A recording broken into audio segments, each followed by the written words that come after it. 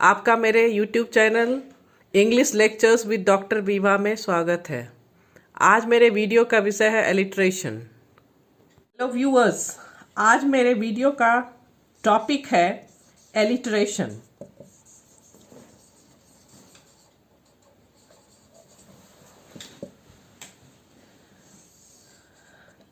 You must have known that alliteration is a figures of speech.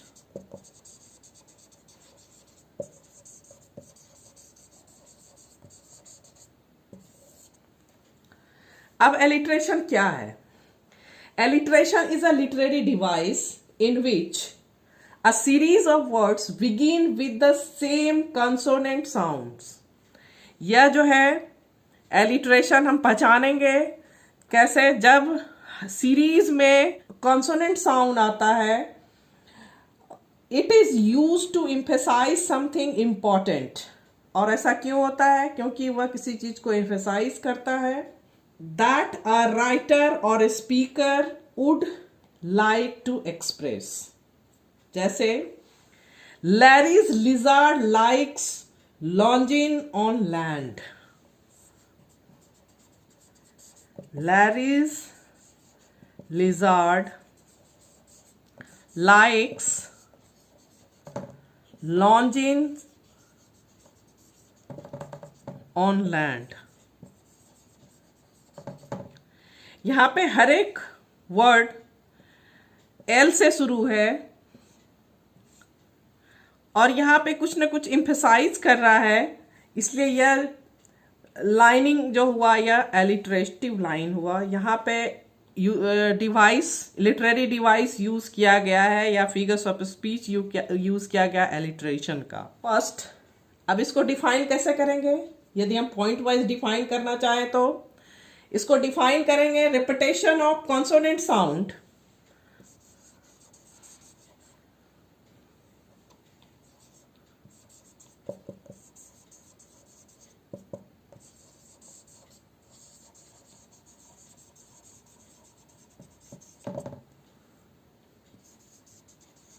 repetition of consonant sound in two or more neighboring words or syllables. In two or more neighboring words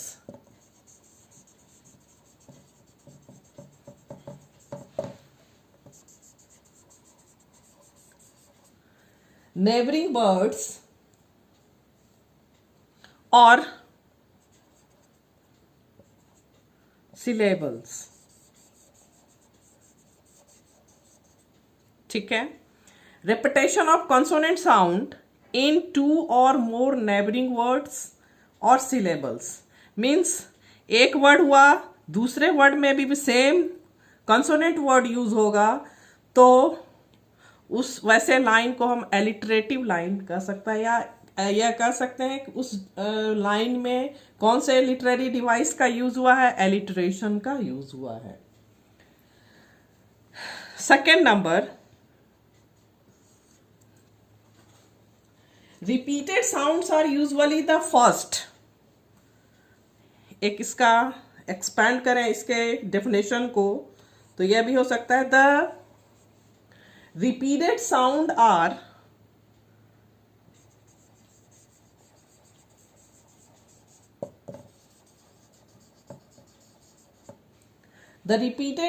are usually the first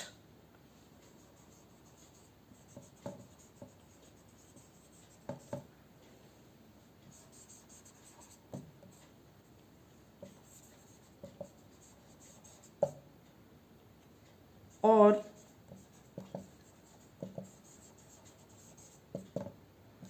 initial sound, as in Seven Sisters।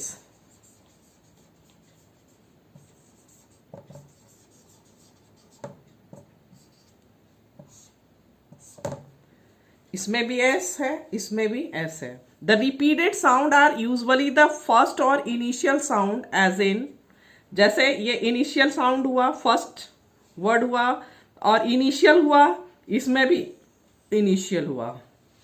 ठीक है, तो ये ऐसे words को या phrases को कहते हैं इसमें alliteration. Third one is but repetition of sounds in non-initial stressed or accented। अब इतना ही नहीं, यह जो है नॉन इनिशियल साउंड्स भी को भी जो है repetition of sounds in non initial stressed और एक्सेंटेड, यह कहाँ हो सकता है? और अब इसके थोड़ा सा एक्सपेंड और करें डेफिनेशन को, तो यह होगा but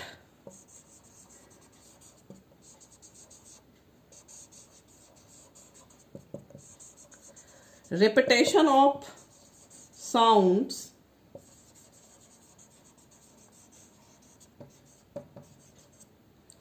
in non-initial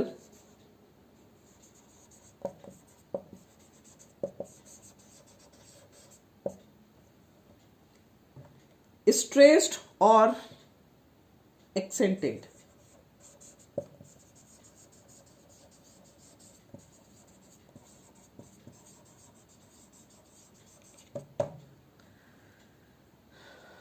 यह जो है but repetition of sounds in non initial stressed और एक्सेंटेड को भी जो है हम एलिट्रेशन कहेंगे।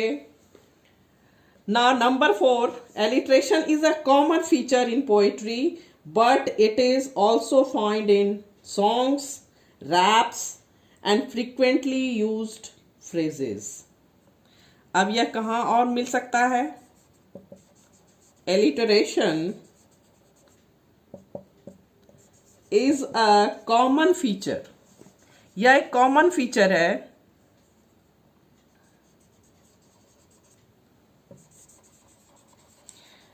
it is a common feature in poetry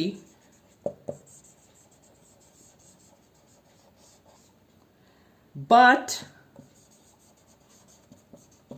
it is also found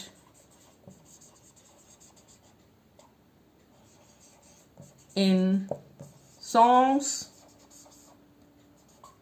or raps or frequently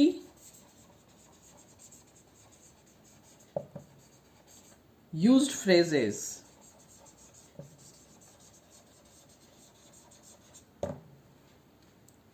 ठीक है, alliteration is a common feature.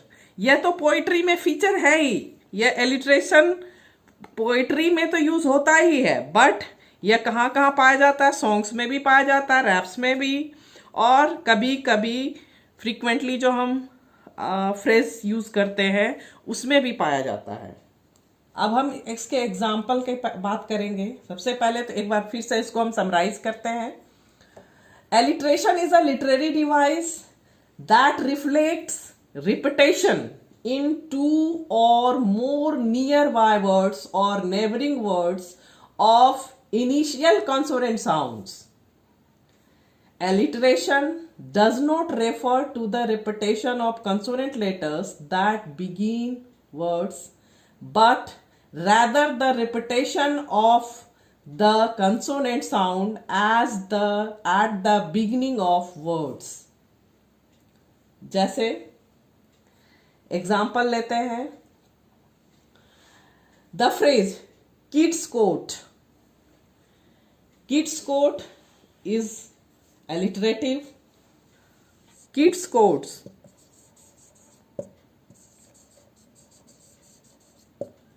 it is a alliterative term. यह जो फ्रेज है इसमें alliteration है. Though the words begin with different consonant letters, लेकिन कभी कभी वर्ड्स जो है बिगिन होते हैं दूसरे कंसोनेंट लेटर से भी. They produce the same consonant sounds. अब यहां पर के है, किड्स, यहां पर सी लिखा हुआ है, तो यहां पर भी हम प्रोनाउंस कैसे कर रहे हैं? का ही प्रोनाउंस कर रहे हैं. तो इसका मतलब यह होता है कि ऐसा कोई जरूरी नहीं है कि दोनों लेटर एक ही हो. प्रोनाउंसिएशन जो साउंड होता है वो एक होना चाहिए. Similarly, The phrase funny people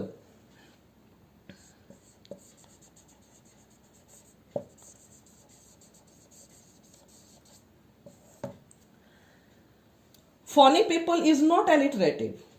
यह जो एलिटरेटिव नहीं है. अब ये आप सोच लेंगे कि यहाँ पे पी यू यूज हुआ है, यहाँ पे यूज हुआ है, तो ये एलिटरेटिव साउंड हो गया या एलिटरेटिव हो गया या फ्रेज. तो ये ऐसा नहीं है. दाउ both words begin with the same consonant. The initial consonant sounds are different. ये जो साउंड है हम इस दोनों को मिला के बोलते हैं, फ बोलते हैं और यहाँ पर प बोलते हैं. ये दोनों जो है क्या है, सेम साउंड नहीं है. In addition, for alliteration to be effective, alliterative words should flow in quick succession. If there are too many non-alliterative words in between, then the literary device is not purposeful. Okay? अब तो हम कुछ समझ गए कि alliteration क्या है.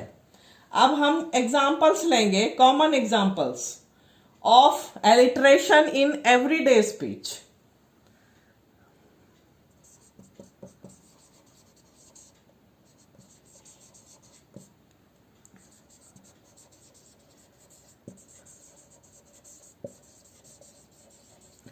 Everyday speech में जो हम एलिट्रेशन यूज करते हैं उसके बारे में पहले जान लेते हैं. People use alliterative phrases frequently in everyday conversation. These phrases can sometimes sound glitch. However, they are effective in expressing both broad and familiar meanings. जैसे रॉकी रोड.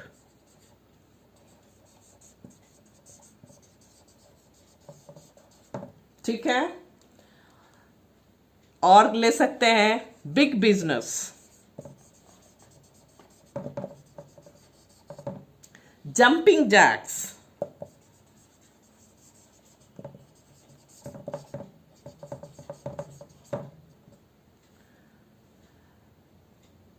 टफ टॉक,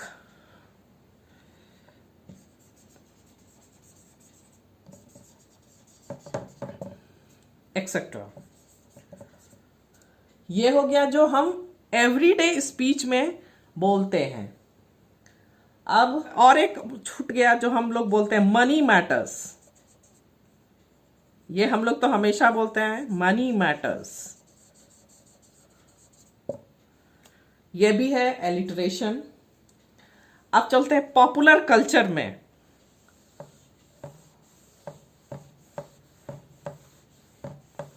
अब एग्जाम्पल लेते हैं एलिटरेशन का in popular culture.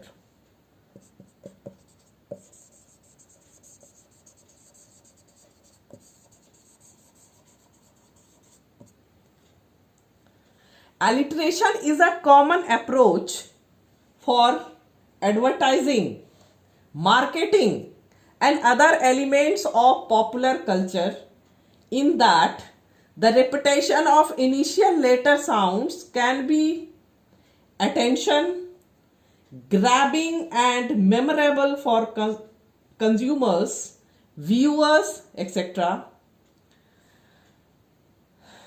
Means Coca Cola.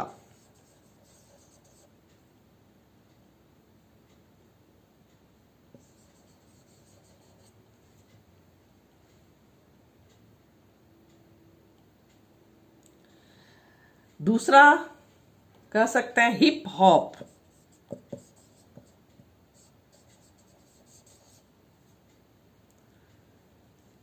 तीसरा ले सकते हैं house Hunter.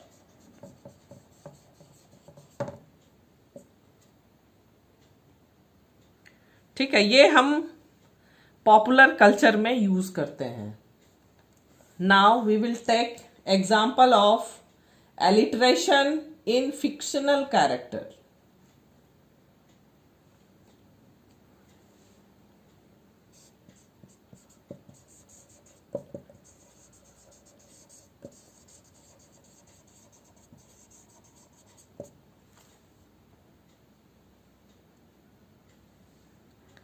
Fictional character में भी हम यूज करते हैं एलिट्रेशन, जैसे Wonder woman,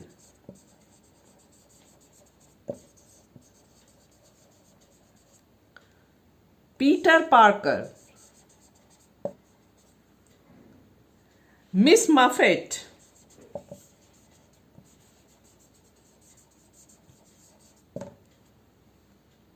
Mickey mouse,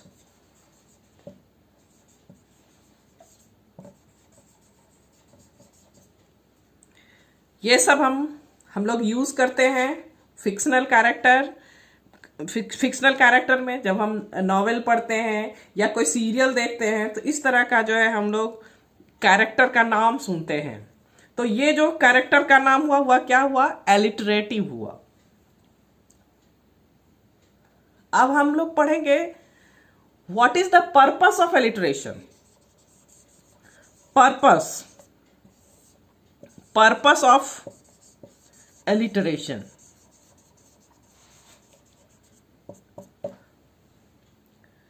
Poets use different poetic devices to make their verses melodious.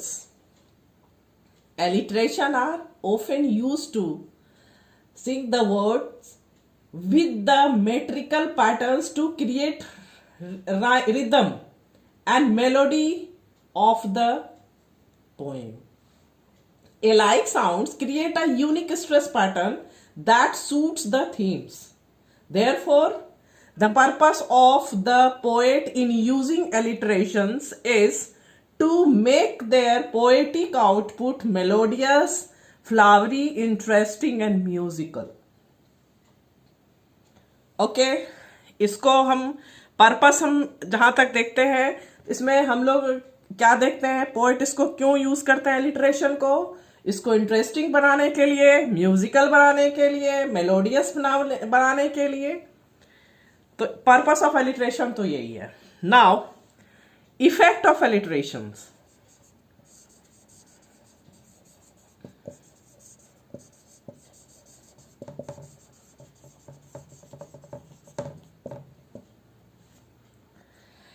Alliteration creates a flow and music in the verses.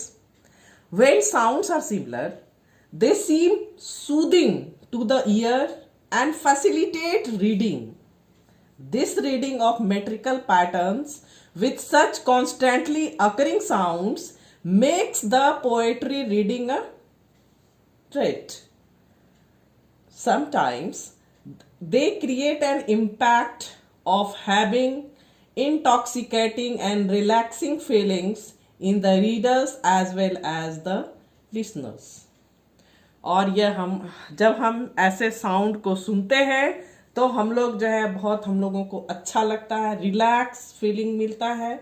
इसीलिए जो है एलिट्रेशन पोएट यूज करते हैं।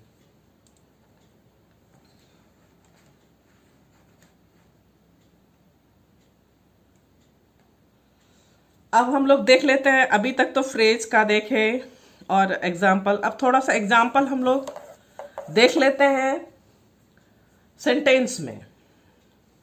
Alliteration in sentence.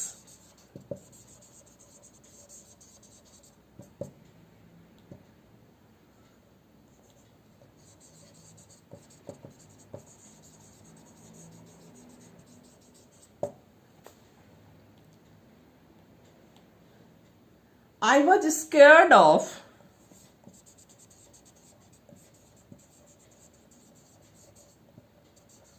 Justin's joke.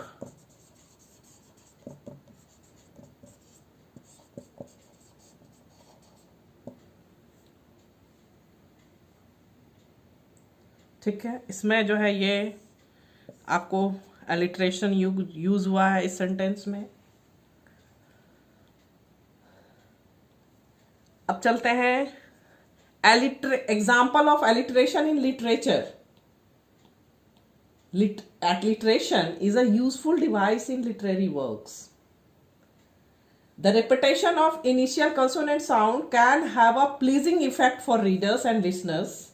In addition, it calls attention to the rhetorical and artistic impact of the words, in that alliteration signifies that The alliterative words are linked purposefully and thematically.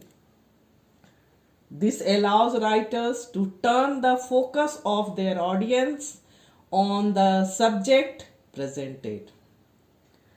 अब हम इसको कहाँ देखेंगे?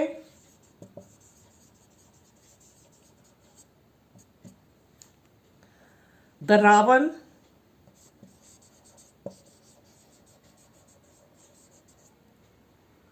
जो कि Edgar Allan Poe के द्वारा लिखा हुआ है।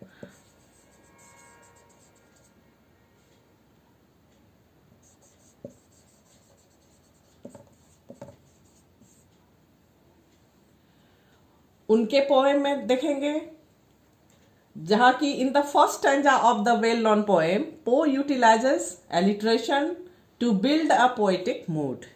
ये जो रावण पोएम है, इसके फर्स्ट स्टैंजा में ही जो है एलिट्रेशन यूज हुआ है। दूसरा हम ले सकते हैं Romeo and Juliet.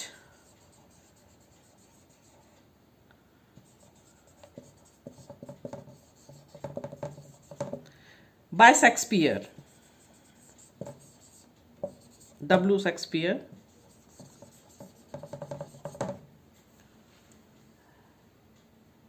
In the prologue of his tragic work, Shakespeare utilizes alliterative wording like fatal and force as a means of foreshadowing the events of the play. ठीक है, ये इस रोमियो और जूलियट में भी यूज हुआ है, prologue में, एलिट्रेशन में। How to identify alliteration?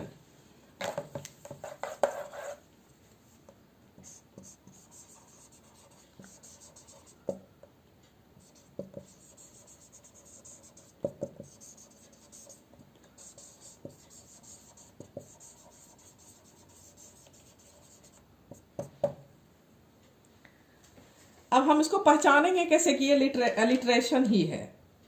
The best way to spot alliteration in a sentence, to sound out the sentence, looking for the words with identical beginnings, constant sounds. Alliterative words don't have to start with the same letter, just as the same initial sound.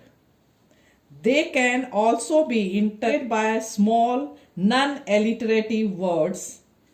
Just for example, James and the giant peach.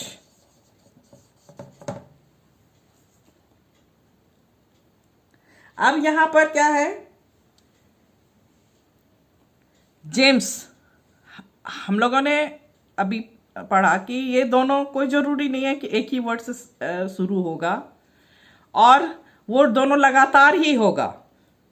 यहां पे जे से शुरू है James, यहां पे giant है, जी से शुरू है, लेकिन इसका जो साउंड है वह ज है, इसलिए। और ये जो है नेबरिंग वर्ड भी नहीं है, इसके बीच में आता है and the, and even then it is alliterative. ऐसे हम पहचानेंगे इसको, हम वर्ड से नहीं, इसको हम उससे नहीं, इसको हम साउंड से पहचानेंगे। जेम्स एंड द जायंट पेच। Now it's over for today. It was alliteration. In the next section, I will make a video on assonance. हम assonance के बारे में पढ़ेंगे, जो कि एक दूसरे के अपोजिट है, और हम इसका डिफरेंस उसके नेक्स्ट सेक्शन में हम पढ़ेंगे। Difference between alliteration, assonance and consonant. ठीक है, आज के लिए बस इतना ही। यदि मेरा वीडियो अच्छा लगा हो तो लाइक करें, शेयर करें और सब्सक्राइब तो प्लीज़ कर ही लें। धन्यवाद।